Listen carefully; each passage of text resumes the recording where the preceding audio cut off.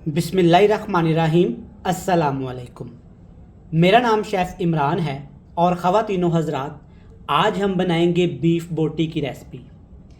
जैसा कि बकरा ईद में चंद दिन ही बाकी रह गए हैं, तो बकरा ईद पे आपके घरों में तरह तरह के पकवान तैयार किए जाएंगे। तो आप मेरी इस बीफ बोटी की रेसिपी को भी घर में लाजमी बनाइएगा, ये भी आपको पसंद आएगी।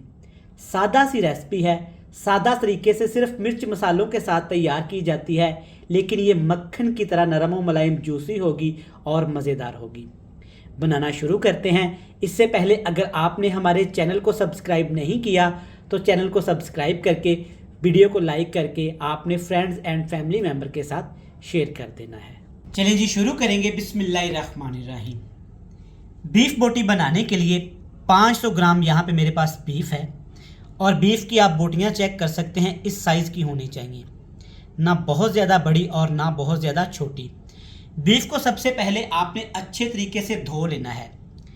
कुर्बानी का गोश्त सबसे बेहतरीन तरीका ऐसे धोया जाता है कि हल्का सा नमक लगाएं और 5 मिनट के लिए पानी में रख दें। इस तरह से बिल्कुल साफ़ सुथरा ये गोश्त आपका धुल के तैयार हो जाएगा।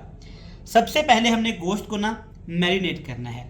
तो मैरिनेट करने के लिए सबसे पहले इसमें डालेंगे सिर्फ अदरक।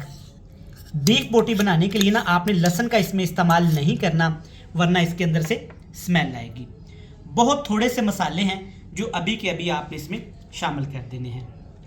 लाल मिर्च डालेंगे। आप लाल मिर्च का पाउडर भी डाल सकते हैं, लेकिन कुटी हुई लाल मिर्च डालेंगे ना तो इससे टेस्ट भी बढ़ जाता है और इसमें खूबसूरती भी आ जाती है। थोड़ा सा यहाँ पे हल्दी पाउडर डाल देंगे। लाल मिर्च, हल्दी पाउडर और हस्बे ज़रूरत आपने इसमें नमक शामिल करना है। गर्मी का मौसम है तो बहुत कम मसालों के साथ बनाएंगे, जो खाने में इंशाल्लाह बेहद लजीज और मज़ेदार होगा। मसाले हमने शामिल कर दिए हैं। अब इसमें ना चंद सब्जियां भी मैं इस्तेमाल करूंगा। एक डिफरेंट तरीके से बनाएंगे, तभी तो ये बहुत ही मज़ेदार, जूसी और क्रीमी बनेगी।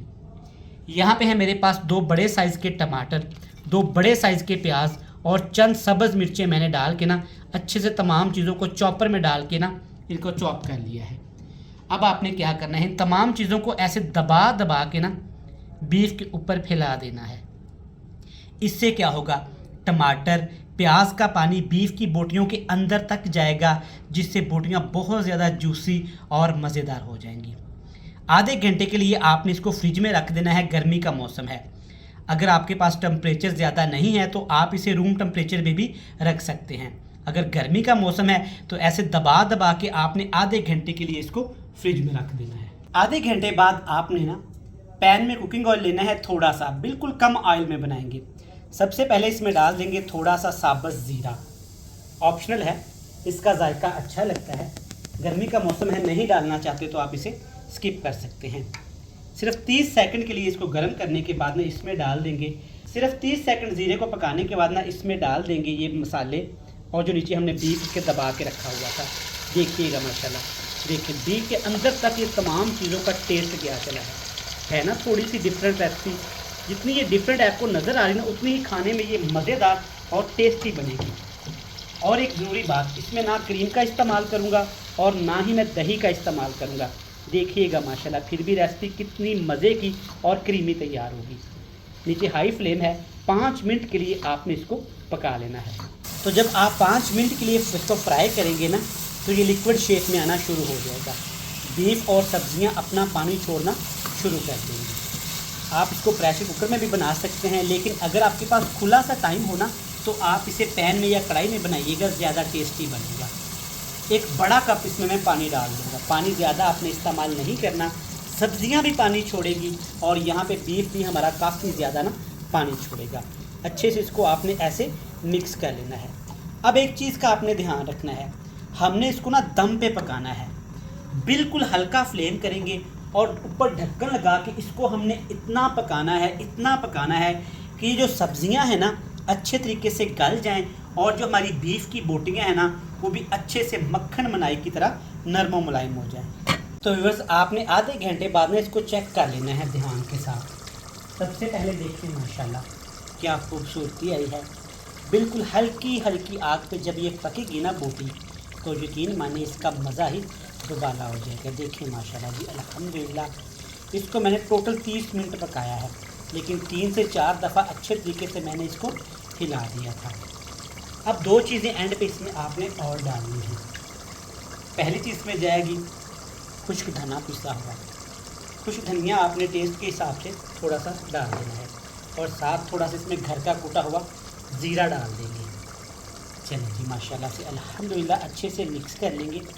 वीडियो देखते देखते आप यहाँ तक आ ही गए हैं ना, तो वीडियो को लाइक करके आपने चैनल को लाजमी सब्सक्राइब कर देना है, ताकि मेरी हर आने वाली वीडियो की नोटिफिकेशन सबसे पहले आपको मिल सके। हाई फ्लेम अप कर देना है, अच्छे से भुनाई करनी है आपने 5 से 7 मिनट के लिए। तो माशाल्लाह से आप देख सकते हैं मज़ीद 4 से 5 मिनट इसकी भुनाई की है ना, क्या शानदार यहाँ पे देखिए बीफ बोटी बनके तैयार हो गई है। सादा सी रेसिपी है, जैसा कि बहुत ज़्यादा गर्मी का मौसम है, तो इस बकरा ईद ये मज़ेदार सी स्पेशल बीफ बोटी बनाई। फ्लेम को मैंने ऑफ़ कर दिया है। 4 सब्ज़ मिर्चें डालूँगा, जो इसके टेस्ट को, फ्लेवर को, स्पेशली इसकी खुशबू को बहुत ज़्यादा बढ़ा देंगी। चलिए जी, मज़ेदार सी हमारी बीफ बोटी बनके तैयार हो गई है। आपसे मिलते हैं मज़े की फाइनल लुक के साथ। तो व्यूअर्स, आप देख सकते हैं माशाल्लाह अल्हम्दुलिल्लाह हमारी बीफ बोटी कितनी मज़े की और खुश जायका तैयार हुई है अल्हम्दुलिल्लाह। बिल्कुल कम मिर्च मसालों के साथ बनाइएगा और इन्जॉय करिएगा। मैं उम्मीद करता हूँ कि आपको ये रेसिपी पसंद आई होगी। रेसिपी अच्छी लगे तो आपने वीडियो को लाइक करके चैनल को लाजमी सब्सक्राइब कर देना है। कल फिर मिलेंगे नई बेहतरीन रेसिपी के साथ। मुझे दीजिएगा इजाज़त। अल्लाह हाफिज़।